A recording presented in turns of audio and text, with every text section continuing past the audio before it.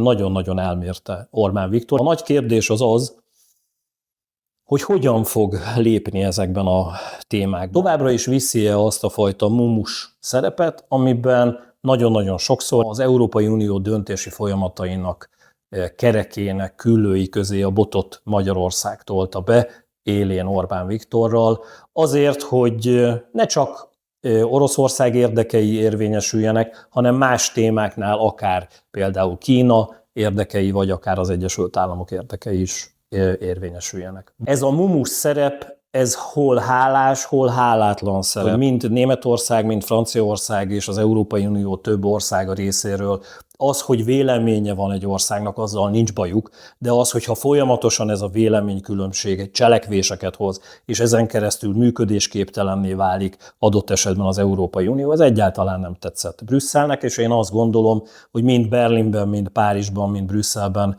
nagyon komolyan szurkoltak, vagy nehogy Isten még többet is tettek annak érdekében, hogy kormányváltás legyen Magyarországon.